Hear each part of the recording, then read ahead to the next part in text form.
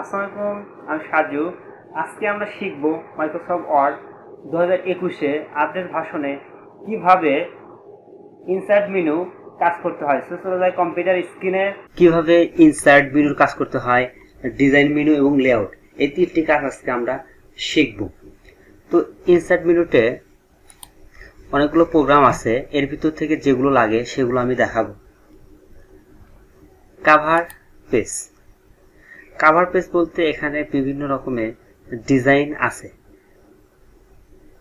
এরকম নিয়ে লিখতে পারে। তো এরপর আছে ব্ল্যাঙ্ক পেজ, মানে সাদা। তো এরপর আছে টেবিল। তো আমরা টেবিলটা দেখি। এভাবে টেবিল নেওয়ার পর এখান থেকে বড় করতে পারবেন, এবং যদি টেবিল মোছার প্রয়োজন হয় সেক্ষেত্রে লেআউট, এখান থেকে ইরেজার দিয়ে মোছা যাবে। এরপর যদি আপনার আঁকার প্রয়োজন হয় তাহলে ড্র করে আঁকতে পারেন।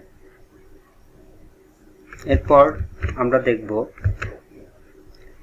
ইনসার্টের পিকচার, মানে কোন একটা পিকচার এখানে আপনার বসাবেন। সেক্ষেত্রে পিকচার চাপ দিলে দিস ডিভাইস, মানে কম্পিউটার থেকে, তো এখান থেকে একটা ছবি নিব, এটাই নিলাম ইনসার্ট। এখান থেকে আমরা ওয়ার্ড টেক্সট, এখান থেকে বিহাইন্ড টেক্সট করে নিব। তাছাড়া ছোট হবে না, ছোট বলতে সরানো যাবে না।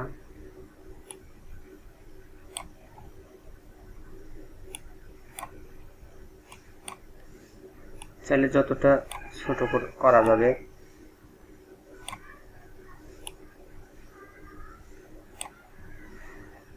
তো এরপর আমরা দেখব হচ্ছে ইনসার্টের পিকচার। দেখলাম শেপ হচ্ছে বিভিন্ন ধরনের প্রতীক, যেখান থেকে অনেক কিছু আঁকানো যায়। যেমন আমরা একটা লাইন নিতে পারি, তারপর হচ্ছে শেপের ভিতর আছে তীর, যা খুশি নিতে পারি। এরপর আছে যেমন আমরা চাইলে একটা পতাকা আঁকতে পারি। এরপর হচ্ছে একটা ওভাল দিব,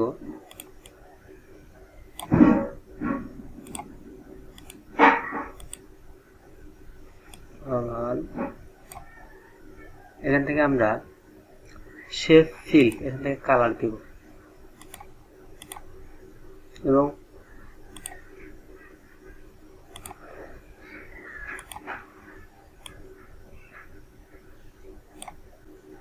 এরপর এখান থেকে আমরা লাইন নিব,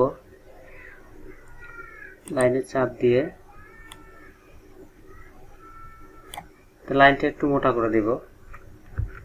তার জন্য শেপ আউটলাইন এখান থেকে দিয়ে দিব।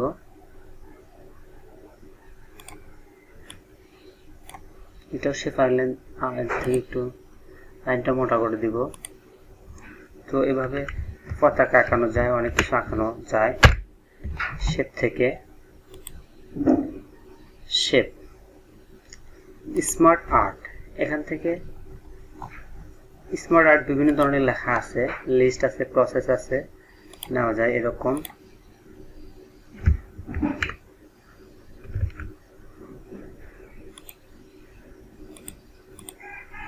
তারপর আছে চার্ট আছে। চার্ট বলতে এই যে এরকম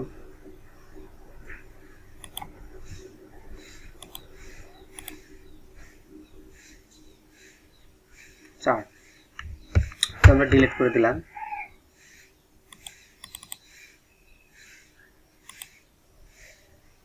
এরপর আছে স্ক্রিনশট।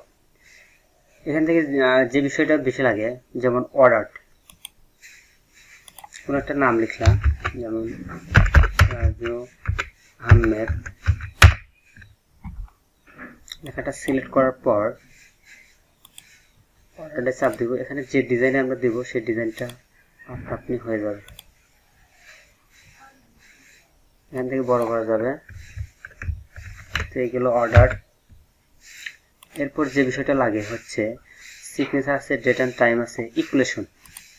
ইকুয়েশনটা সাধারণত বীজগণিত করা যায়, যেমন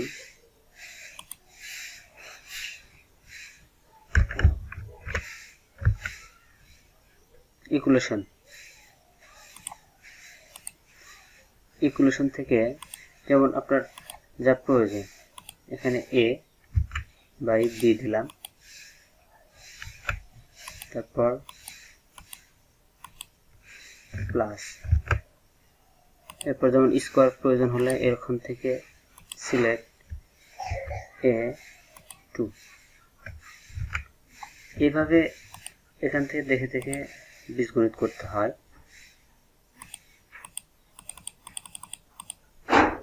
তারপর যেটা লাগে ইনসার্টের ভিতর সিম্বল আছে।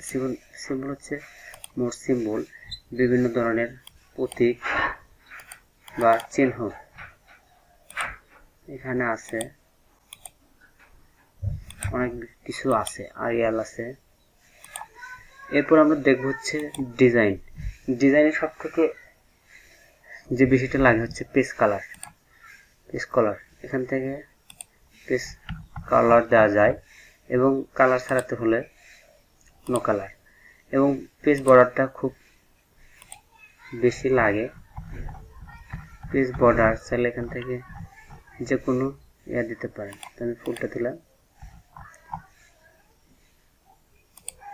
এবং এরকম দাগও দেওয়া যায়। পেজ বর্ডার এখানে পেজ কালার আর পেজ বর্ডারের কাজটাই বেশি লাগে। আর হচ্ছে লেআউটের কাজ হচ্ছে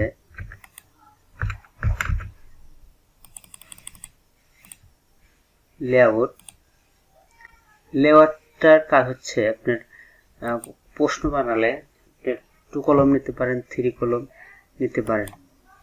এখানে 2 কলম নিলাম, 2 কলম,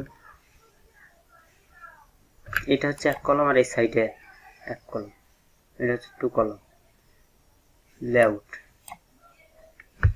আর একটা জিনিস আছে পেজ সেটআপ। পেজ সেটআপ হচ্ছে যদি স্ট্যাম্পে কিছু লিখতে চান সেক্ষেত্রে 4.5 দেওয়ার পর ওকে দিবেন, তাহলে স্ট্যাম্পের এই অংশটুকু ফাঁকা থাকবে এবং নিচ থেকে লেখা প্রিন্ট হবে। রেফারেন্স,